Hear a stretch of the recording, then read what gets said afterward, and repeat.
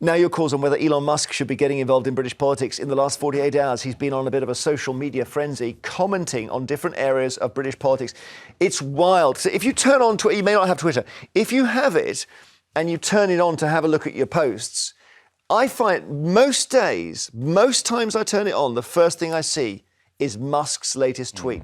Because he's running it, he can do that. And there we are. That's how it goes. So, Andrea's new leader, Nigel Farage, says talk is cheap. The Conservatives had 14 years in government to launch an inquiry.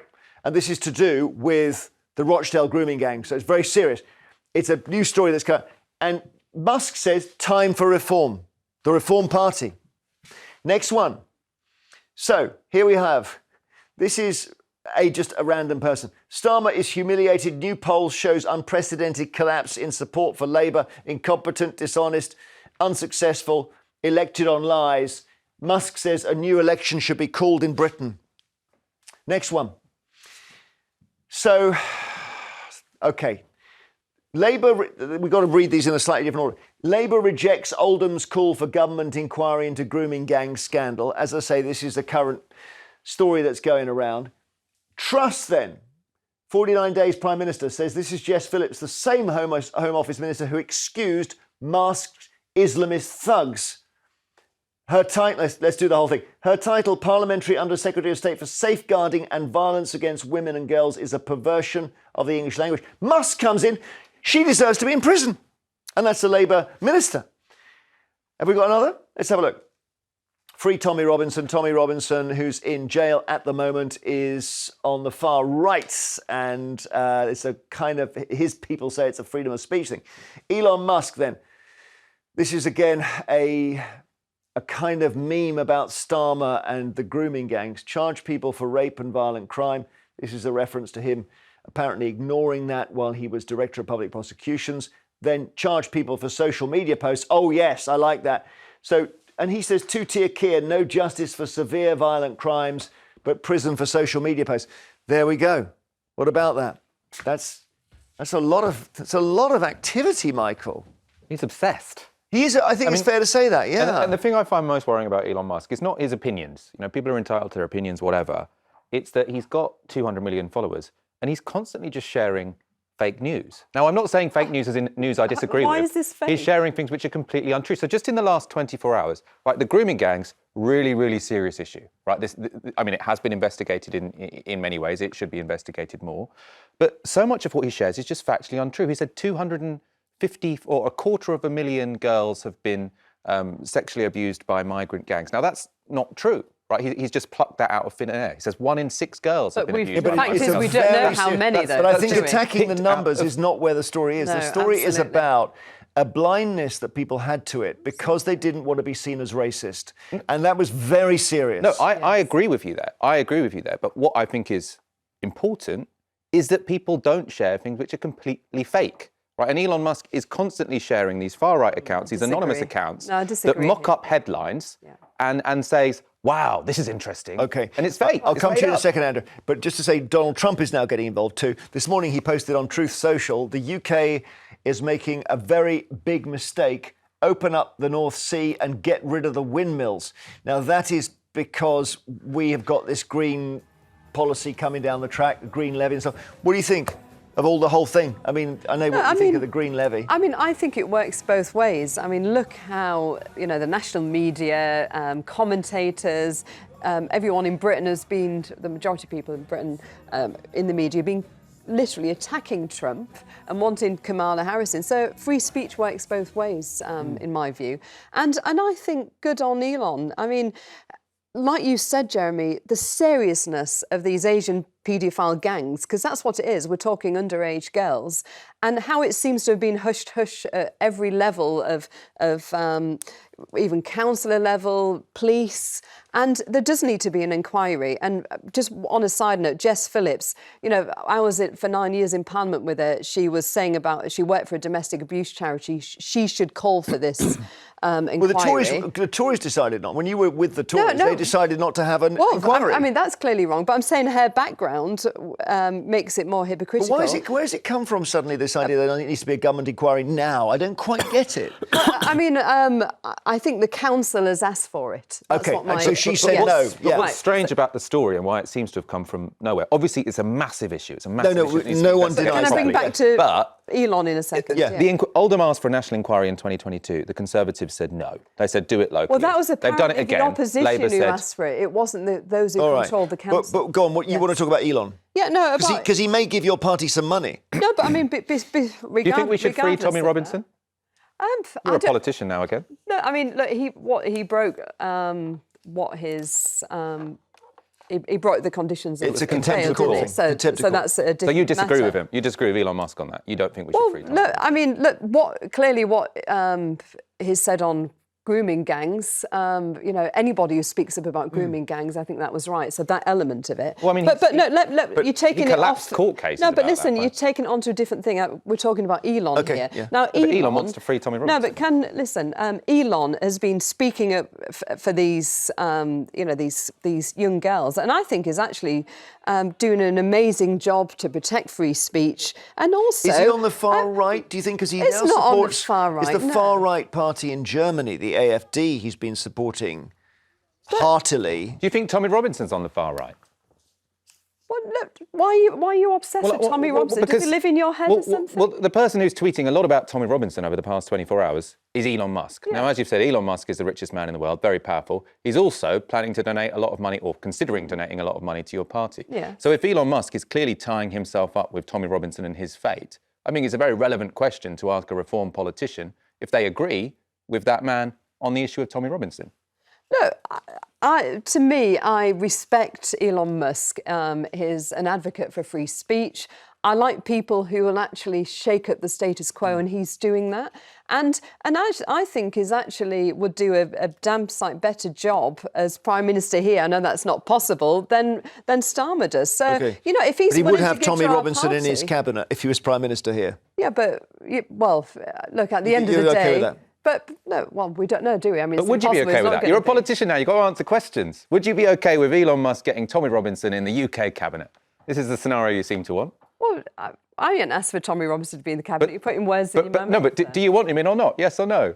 Well, I want a cabinet who actually is standing up for Britain. I think we've got a great team as it is, in all honesty. So you're not willing to rule out having Tommy Robinson in Britain's cabinet? And Richard Tice, I think we've got a great team, and with Zia, and we've got some defections coming down the line as well. Okay, So, this is your press conference that you've been mentioning. Okay.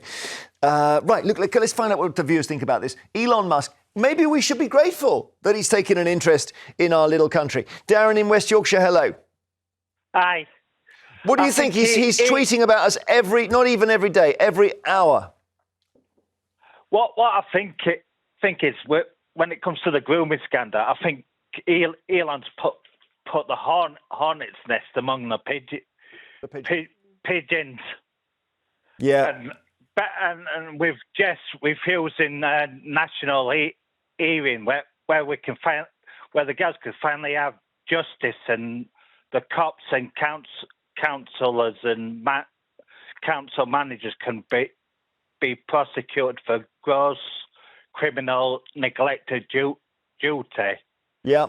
I mean, it's a story that's come back almost without warning this, but I appreciate it is to do with Jess Phillips saying she won't have an inquiry. So I do understand. But more broadly, do you think Elon Musk is helpful getting involved in not even just that story, but lots of stories? Yeah, because I think the establishment has had it their way far too long, and the global elites have had the reins. Okay, because I think Michael here thinks that Elon Musk is in the global elite in quite a big way. Well, he's in one kind of the global elite. I mean, he's the richest man in the world, isn't he? And he's bought one of the most important social media outlets for £44 billion, which most people can't do. And he's using that to promote lots of accounts who are anonymous, who post fake headlines, who post videos and say they're actually of something that they're not of. And I think he's really spreading a lot of misinformation online, but maybe you disagree. I do. It's not the fact that he's rich. It's the fact he ain't bowing to the global elites, a.k.a. Swabs, Gates and Soros. These are just different sections of the elite, though, aren't they? They're the ones controlling the agendas we've been living under for the past 60 years. Wow. And it's now in, as the Trump election showed, their reign and power and wealth is slowly coming to an end. Interesting. Something is happening for sure, Darren. Thank you. I mean, Elon backing Donald Trump worked for Elon Musk because as soon as Donald Trump won that general election, or that presidential election, I should say, Elon Musk's wealth ballooned. I think he donated the guy about £100 million and he's become about £100 billion richer since the election. And but I think he's going to be people probably think he might get contracts. Trump will probably fire him quite soon because that's how Trump But he's not doing stuff for money. He doesn't need to do stuff for money. He's doing it because I think he's trying to make the world a bit more common sense, better place. I don't think you become the world's richest man without caring about money. No, but he doesn't need to now, though, does he? Let's face it. You know, he but not a kinder. Does he make the world a kinder place? Because that does matter a bit, doesn't it? Yeah, but also the ability to freedom of speech is so matters because when people's struggling in life, if they feel they're struggling to pay the bills, keep a roof over their head, if they feel that they can no longer say what they think, right, then what's the point? Well, we had one of the very first things that Musk did before he owned Twitter was to go on and insult a man who was trying to rescue some schoolboys in a cave. And these lads were trapped and the guy had some sort of way of getting into the cave to find them. And for reasons, this is going back 10 years, for reasons nobody understands to this day, Musk called him pedo guy online with millions. Elon Musk has said, I'm going to save these kids. Oh, I see. There was someone else did it first. Yeah. So he felt like his ego had been bruised. So he called the guy pedo. So there is a limit to freedom. But there's a limit to freedom of speech, right? You can't just go call somebody that, can you?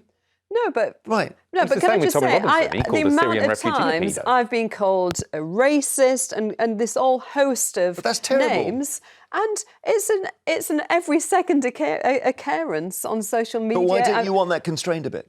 No, but the fact is, it works both ways. I get it as well. I accept it. I've had 7 death threats, for God's sake. Sure, no, I know. I think it's terrible. And it's so terrible.